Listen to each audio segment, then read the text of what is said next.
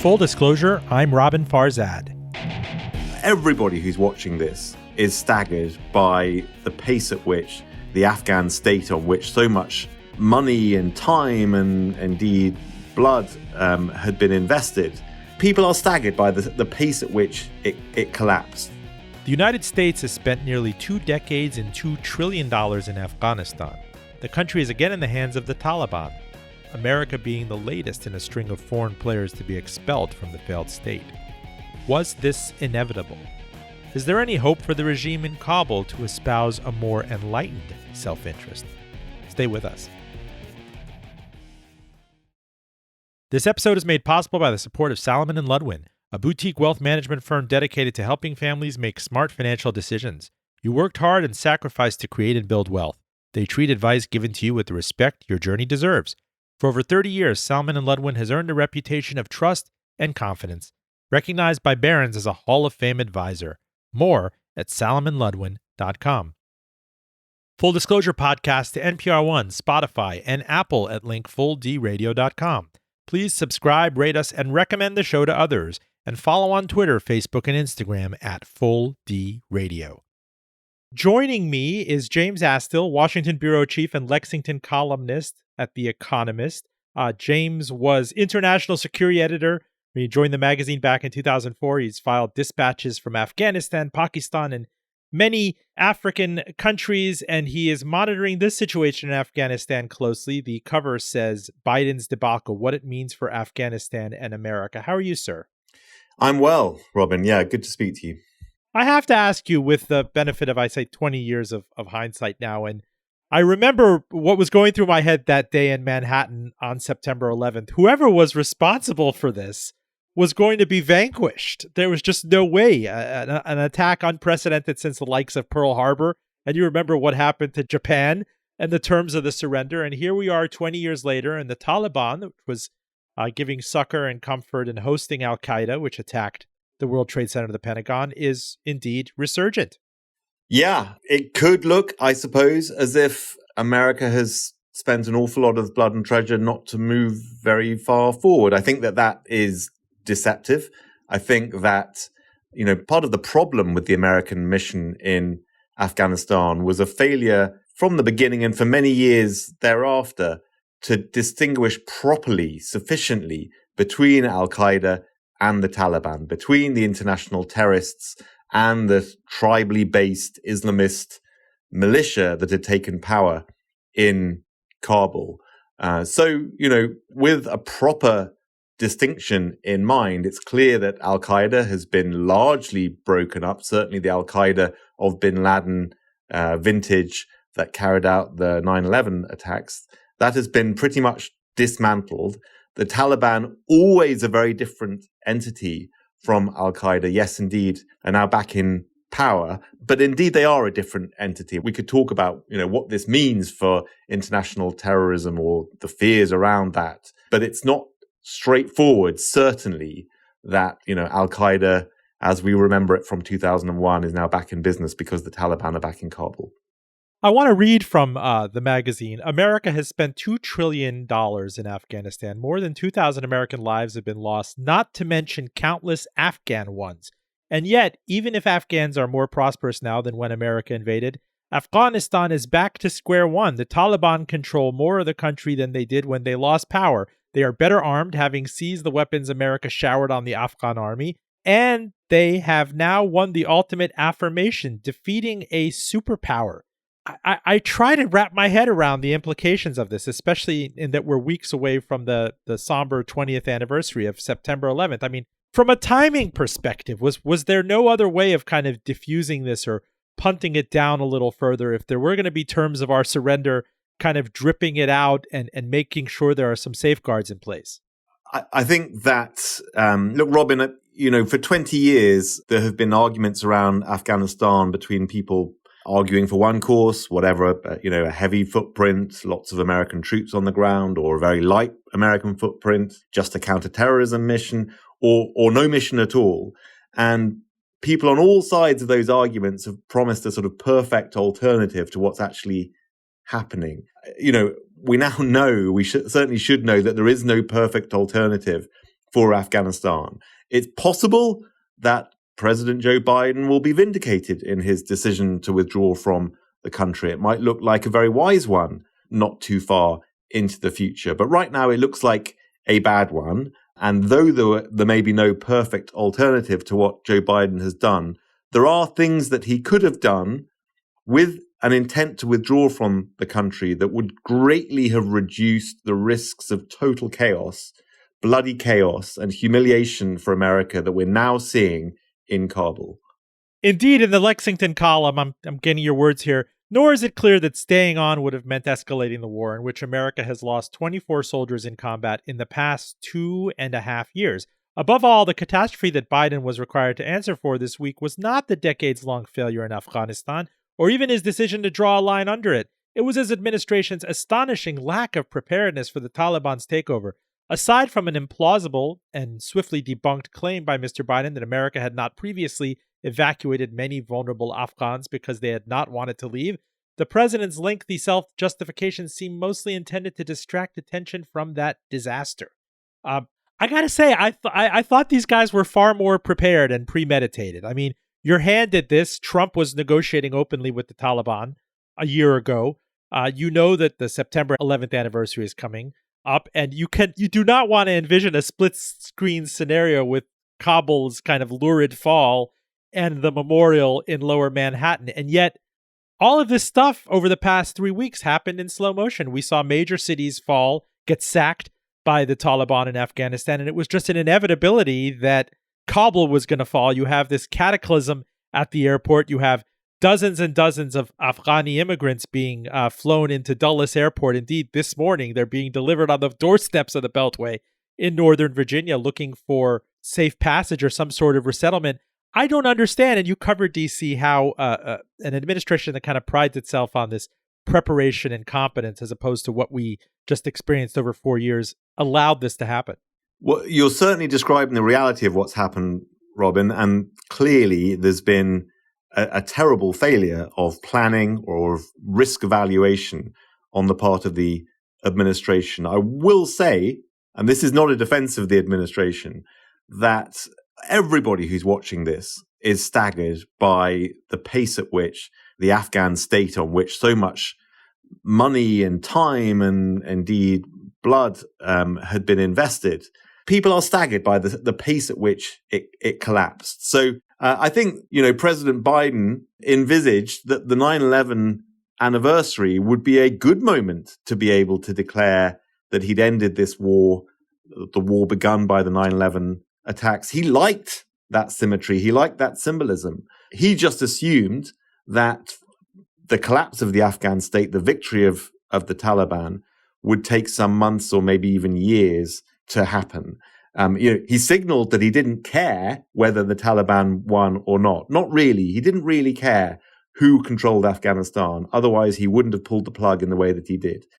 He just thought that the Afghan government would have more time, that the Afghan forces would hold the Talibs at bay for a little longer. He shouldn't have thought that. We know now already, and we'll know more, no doubt, in due course, that the intelligence risk assessments that he was getting showed that there was clearly a possibility of rapid collapse. But that's just not something, it seems, at a political level, at a decision-making level, the president and his closest advisors considered to be a serious enough possibility to make more contingent planning for what's happened. So they've been caught out and they've been humiliated, and I'm afraid they deserve the unprecedentedly heavy criticism that they're getting right now.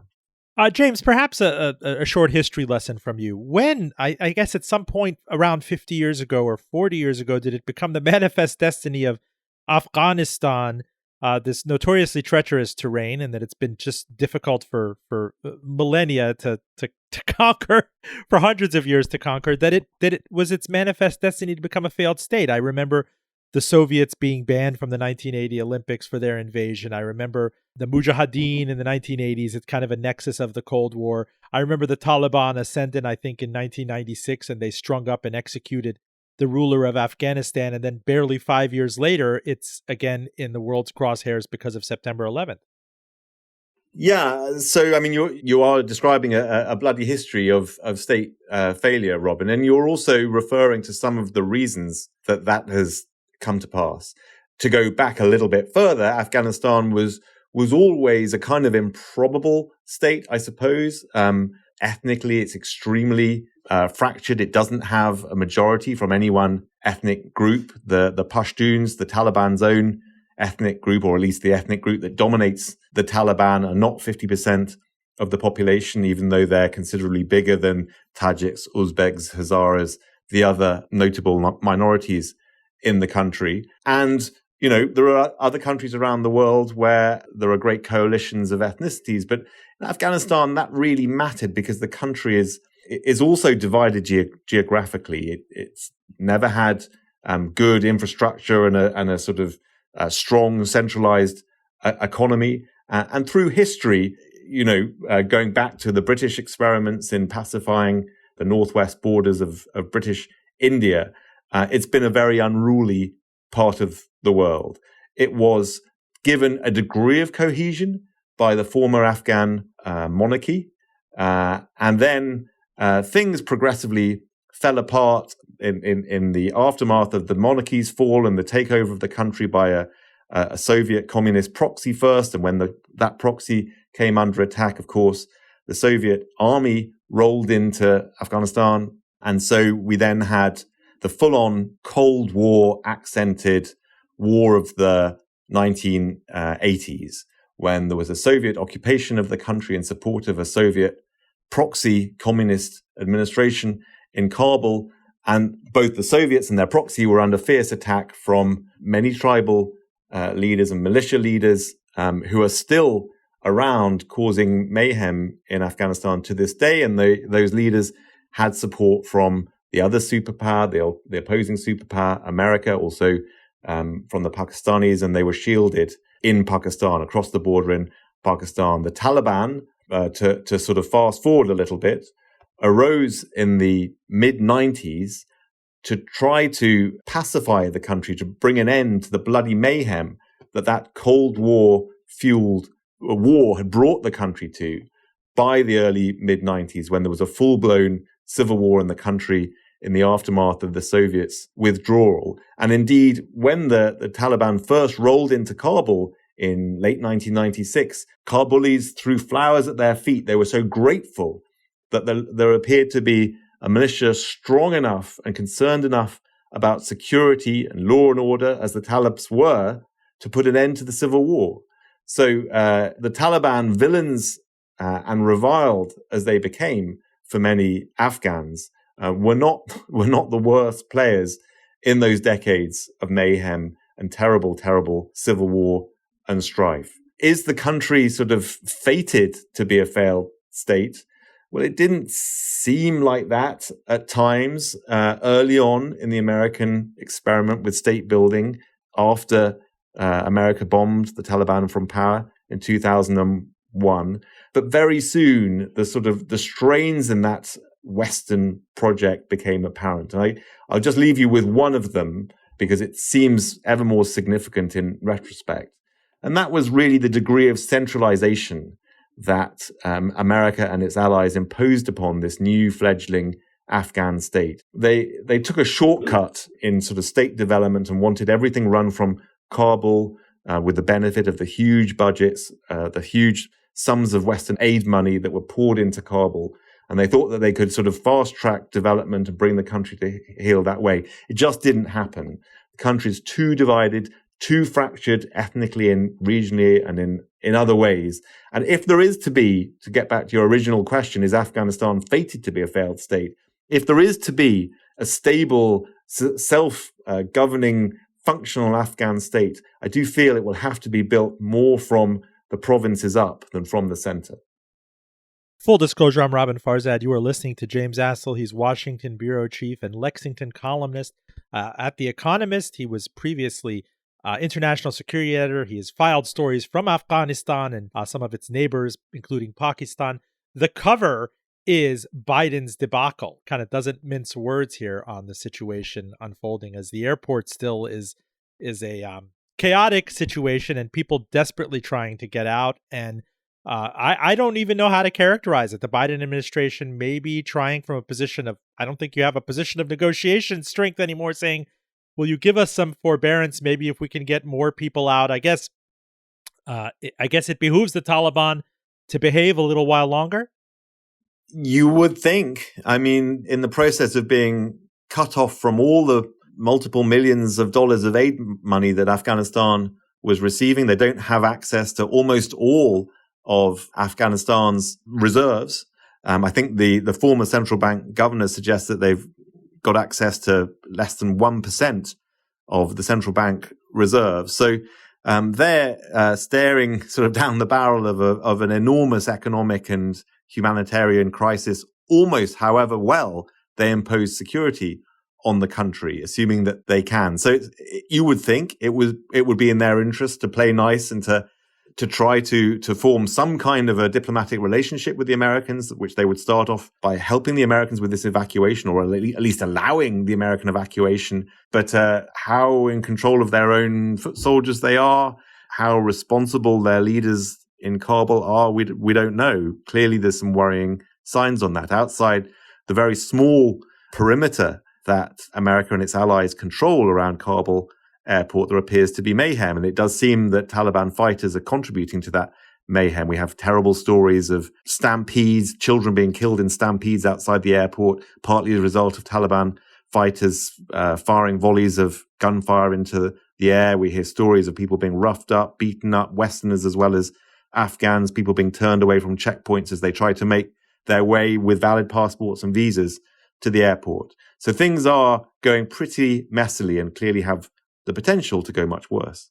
You know, I'm haunted by this video that anybody can pull up on YouTube from 1980. Is the late Zbigniew Brzezinski was Jimmy Carter's national security advisor, addressing the Mujahideen. Your cause is right and God is on your side. He's addressing the Afghan Mujahideen, which, if I'm not mistaken, a good swath of that went on to evolve into the Taliban, this fearsome force that expelled the Soviets and was this theater of humiliation in the Cold War for the USSR in the 1980s.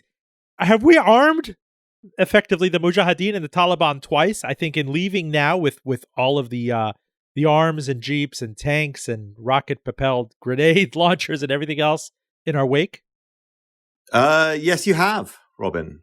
I'm struck by the very impressive rifle drills that all of the Taliban soldiers, fighters I'm seeing on TV are displaying. Back in 1996, the Taliban militiamen looked like sort of, irregular militiamen around the world with a sort of rifle slung over their shoulder. Now they look very smart with their kind of trigger finger extended and off the trigger and the rifle pointing to 5 o'clock. That's a rifle drill that they have learned directly or indirectly from the US trainers, the US and other NATO trainers that have been training the Afghan army over the last 20 years. It's a remarkable thing to see. It's also remarkable to see how the Taliban sort of are aspiring to be American-style soldiers, thus the way they've taken up the uniforms and the kit that the Americans have left behind with such alacrity, as you describe.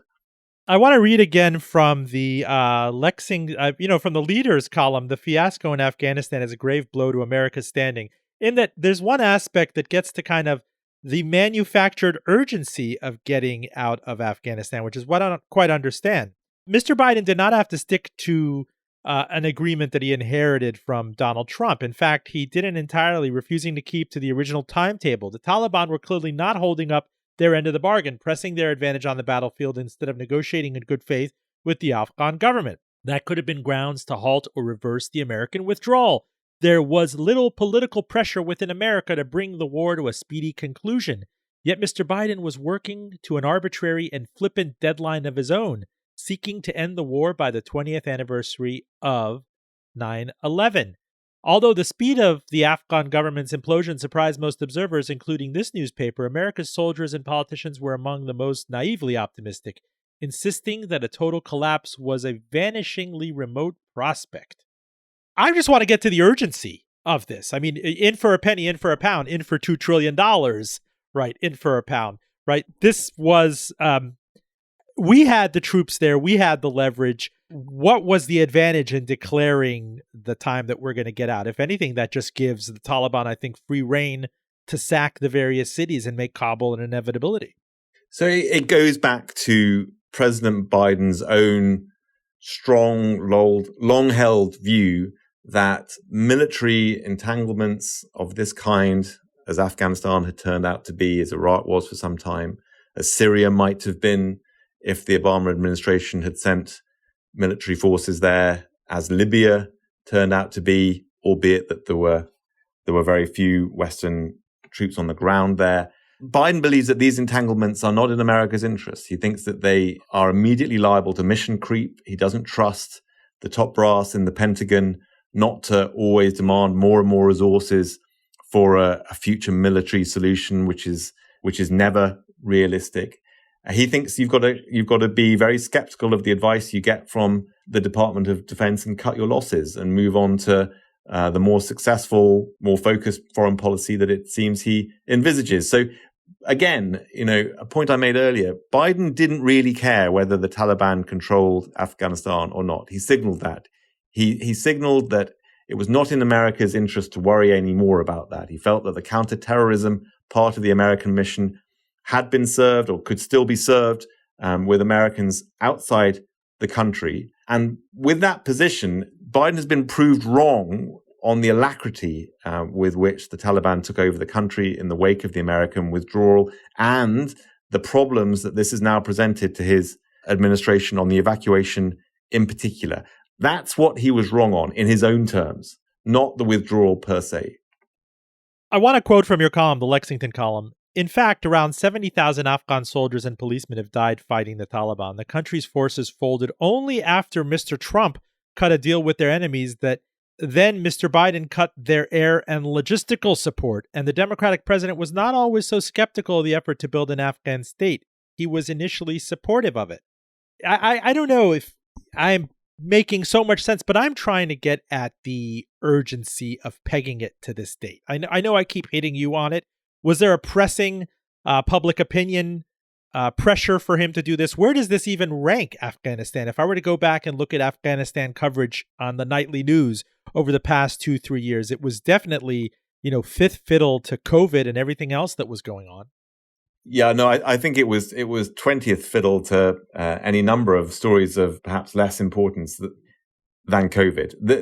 This was not anywhere near the top of the news agenda. Biden was under very little political pressure. It's been written a lot, mostly outside America in the last few days, that Biden did this for political reasons. Well, to give him his due, to give the devil his due on this issue, I don't think Biden was doing this for narrow political reasons because there are just no votes in it. There are no votes in staying or leaving Afghanistan. It's been a small American mission in relative terms for many years, and American voters, little touched by the issue, just weren't interested in it. So Biden was not under great pressure to withdraw from Afghanistan.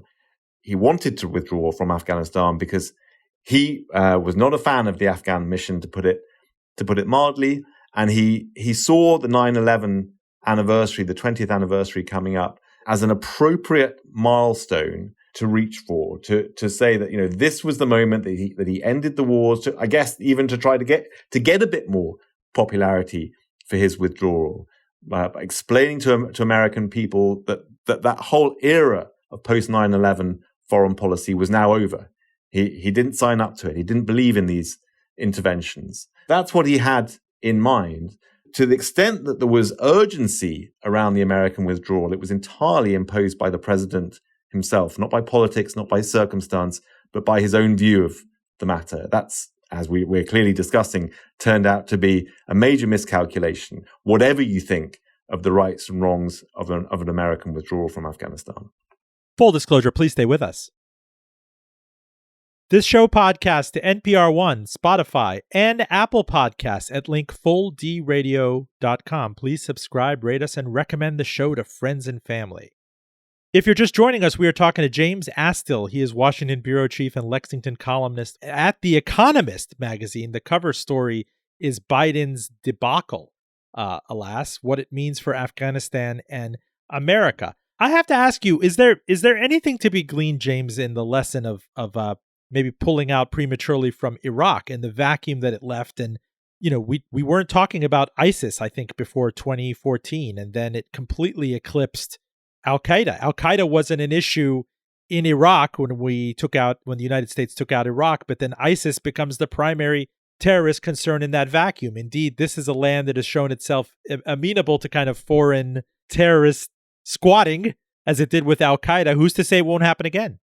Well, you've answered your own very good question, Robin. America pulled out of Iraq, again, because of a self-imposed sort of presidential deadline imposed by Barack Obama. The American ally in Iraq turned out to be inadequate to the task of imposing security on the country. We saw the rise of ISIS in Syria. It spread into Iraq, the takeover of a huge part of Iraq, even to the extent of threatening Baghdad, the capital. And so America was forced to intervene again to shore up its allies in Iraq. The comparison is absolutely apposite here. It's just that there is no longer even, the semblance of an American ally in Afghanistan. The Taliban are now in control of even more of Afghanistan than they were in control of back in 2001 before the Americans started bombing them. So, for the Americans to be forced to think about intervening again in Afghanistan against the Taliban, I think you would have to see some equivalent terrorist threat, or indeed, God forbid, terrorist attack equivalent to 9/11. Whether that's an appropriate fear, that is, we don't know what the risk is. The counterterrorism folks tell us that there have been such huge developments in drone technology, in signal intelligence, and indeed in the politics of the Taliban and the disincentive that they should feel to harboring international terrorists in view of what happened to them last time they did that.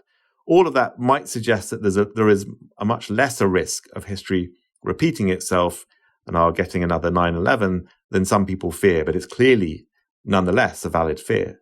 What about the state-sponsored interest in kind of dominating Afghanistan? I'm thinking about China's Belt and Road Initiative, which, has aromas of the fabled Silk Road, this massive multinational infrastructure project. I think the inception was in 2013. The Chinese government wants to invest in upward of 70 countries and international organizations. And I look at the map, and Afghanistan, for all of its mountainous and treacherous terrain, is pretty plumb. Yeah, it's at the meeting point of empires, as has often been described. Extraordinarily strategic location. Well, look, Robin, there's been an awful lot of chatter over the years and now decades of immense Chinese investment in Afghanistan and the degree to which that could be an alternative to or a reinforcement of what the West were trying to do in Afghanistan. And we really haven't seen anything much of that investment over the years. A bit of Chinese interest and investment in the mining sector, but that mining sector is completely nascent. At least the formal mining industry is almost non-existent in Afghanistan. And that was the case when there was a somewhat reliable partner in Kabul. I think even if China is playing the Taliban and the Taliban's entry into Kabul very differently from America, I don't think we should expect to see a huge Chinese investment now in Afghanistan that was not forthcoming before the Taliban took over the place again. What of this? What of the ink being spilled on this potential $1 trillion of rare earths? I mean, lithium and the electrified automobile and the international arms race for battery power. Is that speculative? If I'm thinking of old line things such as natural gas pipelines, and there are already investments in southern Pakistan for China, is this really, let's take the Pax Talibana, entertain that idea that there's an enlightened self-interest from this new regime in Afghanistan, and they would welcome the no questions asked bridges and tunnels and investments and machinery that China could bring. Robin, we don't know how this Taliban regime is going to compare to the old Taliban regime. Perhaps it's possible that they'll be sufficiently responsible and efficient and promising of a sort of long-term stable Afghanistan for China or other countries and investors to put huge amounts of money into mining or otherwise a natural resource sector in Afghanistan. But it's really too early to predict that right now. You know, the Taliban were not good at governing the country last time around. The country was not stable last time around. Its economy was shot to pieces. The civil war carried on in the Panjshir Valley, especially where there was a sort of Tajik holdout to the Talibs. And the harboring of international terrorists, of Al-Qaeda, by the Taliban was sort of emblematic of the pariah status that they had internationally. This is the Taliban that we know, and we don't know a different Taliban yet. And I suspect strongly that whatever the Chinese say about their hopes of having a good working relations with the Taliban, we won't see significant investment in a long-term sector like the mining industry until we're surprised on the upside to a rather remarkable degree about the ability of the Taliban to run the country and hold it together for some considerable time. James, try to get me into the mind of the Taliban, the new and improved, the softer Taliban of the 2021 vintage and not the 2001 vintage. I mean, clearly is self-interested, wants to be in power there, raced to take back the cities and the countries, didn't stand on ceremony in any way. Suppose it wants to survive and last into the future, has already signaled that it's going to prioritize women's rights, and people aren't necessarily going to lose their job who are working in concert with U.S. troops. I don't want to sound so naive, but should there be something to that, to the extent that you want to have a chance at international monetary inflows and investment? And in the end, what are you inheriting if there's nothing beneath it? If I understand the question rightly, Robin, if the Taliban, they're not democratic, they're not liberal, their human rights record was abysmal during the fighting of this war. They slaughtered people. They showed no regard for civilian lives. If they nonetheless are a great improvement on the Taliban of yesteryear, if they let women take part in the economy and public life, if they have a vision of Afghanistan which is much closer to what, I don't know, some of the softer Islamists in Pakistan or in Turkey, then the West should fall over themselves to support that Taliban project and continue aid flows to them, and certainly not consider the sort of sanctions that some Western politicians are talking about right now. I would just say that there is really not much reason to hope for that Taliban. And although, as you suggest, we've heard some sort of encouraging, sort of conciliatory noises from some Taliban spokesman, we've also heard some opposing messages, and have heard reports of women in Herat, where 60% of the university population was female, being told that they can't go to university anymore, government offices being emptied of women workers, and as the women were being sent home, they're being told to send their male relatives back to fill their jobs. This is the Taliban of yesteryear.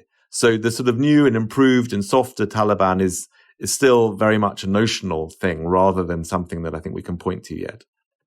James Astill of The Economist, in the few minutes we have left with you, I'd love to focus on the United States' standing. I mean, tons of stuff written about the United States since September 11th. Of course, President George W. Bush comes into office in 2001, really openly skeptical of nation building. September 11th happens. Iraq we take on, which was disastrous in many ways, and we pulled out too soon. And you see this broad, amorphous entity and ISIS suddenly take over everything. I hear a lot being written this week about the unenforced red line in Syria with chemical weapons under Barack Obama, and Biden's pullout kind of sounding two death blows to American credibility for, I think at the very least, multilateralism, for other countries being able to depend on us.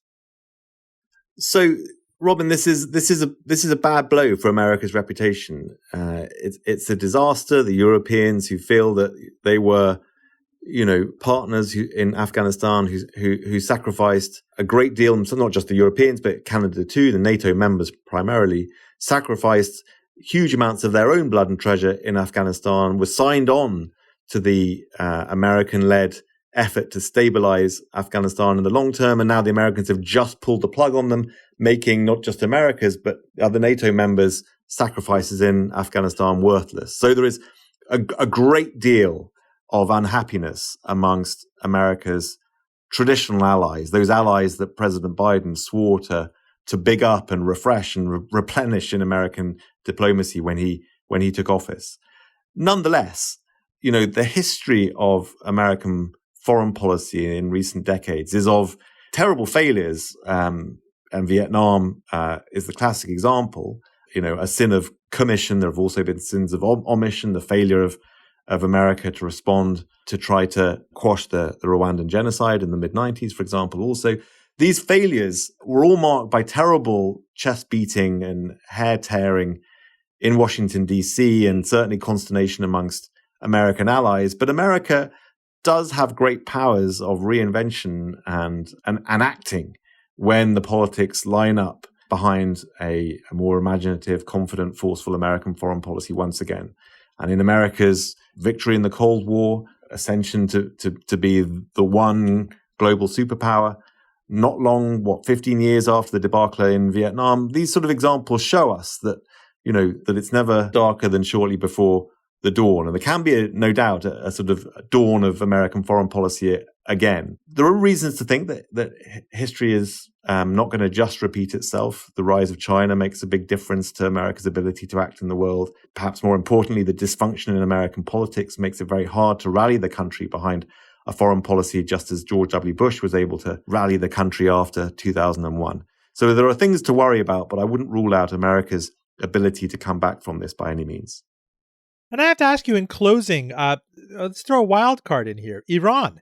Iran is front and center in negotiations back with the United States to restore some sort of commercial trade-off, sanctions relief for nuclear disarmament.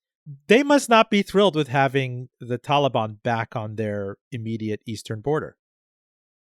Well, I think as for China and Pakistan too, it's a bit of a mixed picture. The Iranians were very hostile to the Taliban historically, as you will know, Robin, but they'd been sort of making nice with them for some time. They're now balancing a poor pariah state on their eastern border and the prospect of a huge inflow of refugees once again from Afghanistan into Iran. They're balancing that clear disaster and economic drain and security worry for Iran with the bloodying of America's nose and reputation in Afghanistan, which is something cheering to the Iranians. So they probably shouldn't be cheered. They should worry about the longer term impact of this on their own country. But I think there's some rejoicing nonetheless in Tehran in America's humiliation and fall. James Astill, Washington bureau chief and Lexington columnist with The Economist. I'm always grateful to have you on, sir. Great pleasure, Robin. Full disclosure, please stay with us. Joining me is Michael Arrighi. He's a safety and security officer who's had experience in Iraq, Afghanistan, and Libya during the years 2004 to 2012. He was senior security asset for several U.S. government reconstruction contractors, plus 40 years of security and law enforcement experience. How are you, sir? Quite well. And yourself? I'm thinking of you this week with all of your experience in the Middle East, and we've had conversations in the past about nation building and the ability for U.S.-started projects to stick. What are you thinking about Afghanistan? What are you hearing from contractors and fellow security officials who are evacuating? Well, it's quite troubling. I mean,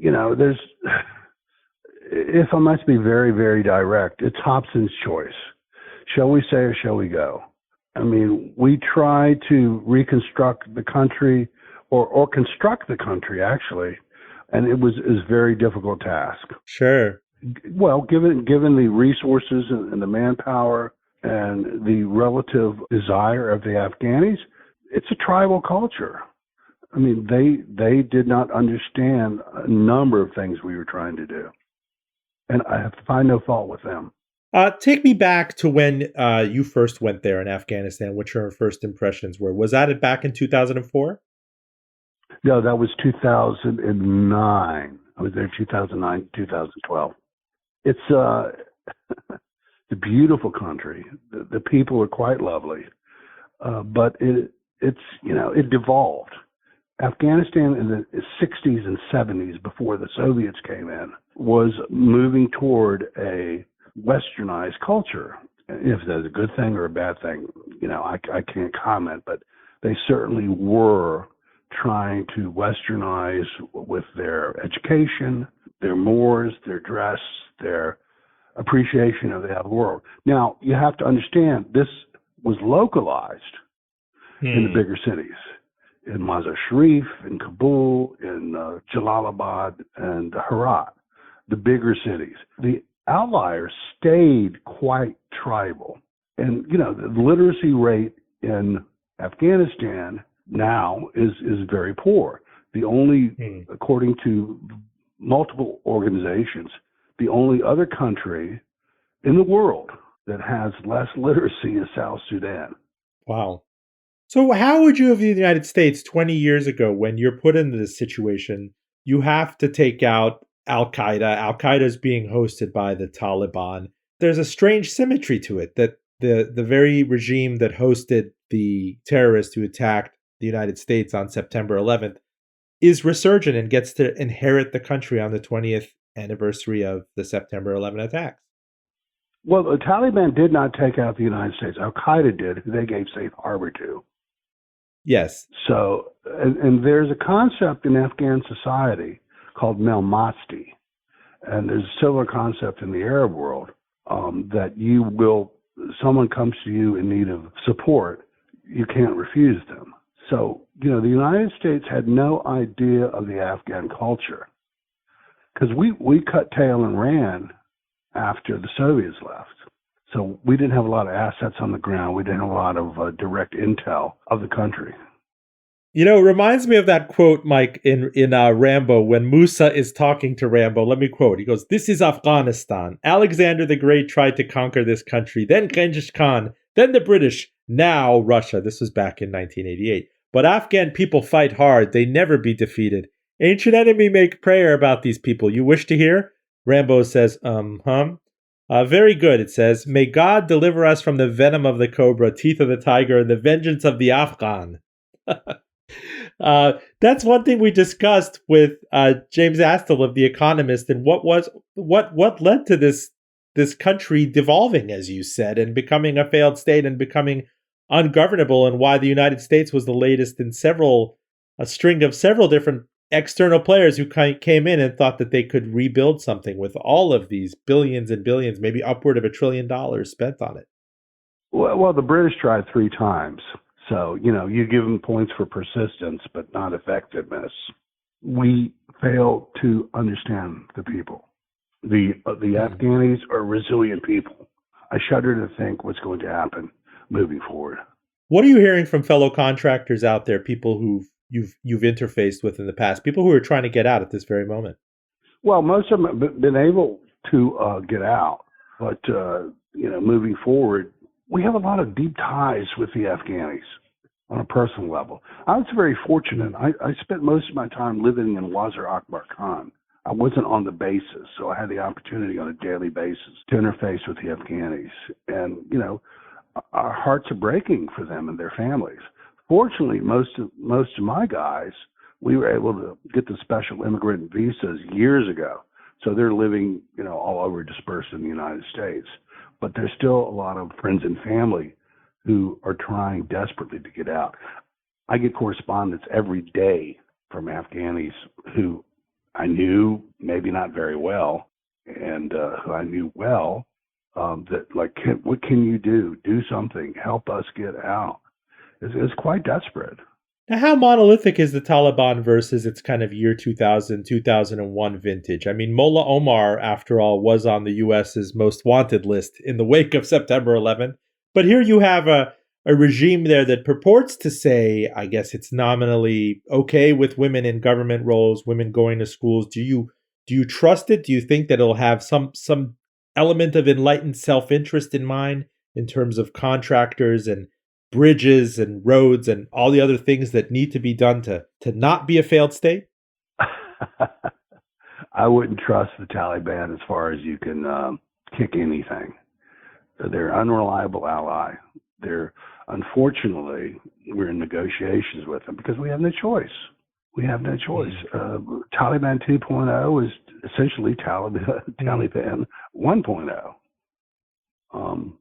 It's in their best interest to let us all go, to get all what they would refer to as infidels out of the country, because that was their term. Their term. They dictated the terms. All foreign armies, all foreign people out of Afghanistan. So if they do anything to interrupt that, that's against their self-interest. Let us all go and then do what you're going to do, which is not a very attractive alternative. Michael Arrighi, close us out. If you're brought in by a multinational, say in Pakistan or in China, or you can't deal with Iran necessarily, but Afghanistan shares borders with multiple countries. It's a lot of treacherous terrain. Kind of game this out. What is the security plan going forward if you have to deal with geostrategic issues regionally? It's a free fall. China wants to come in because of the Belt and Road Initiative, and they want to build through Afghanistan. The one thing the Chinese are going to suffer under is that they don't bring in local workers. They bring in their own people, the Chinese. And the Afghans are very, very protective. If you're spreading money around their area, regardless of location in the country, it better be to other Afghanis, not to your own indigenous people. Michael Arrighi, I really appreciate it. Formerly Chief Safety and Security Officer at Virginia Commonwealth University, Michael operated in Iraq, Afghanistan, and Libya between 2004 and 2012 as senior security asset for several government reconstruction contractors. You are always welcome to come back on. My pleasure, Robin. Full disclosure, special thanks to Claire Morgan at Notterly. We podcast to NPR One, Spotify, and Apple. You can follow linkfulldradio.com. Please subscribe, rate us, and recommend the show to others. I'm Robin Farzad, back with you next week.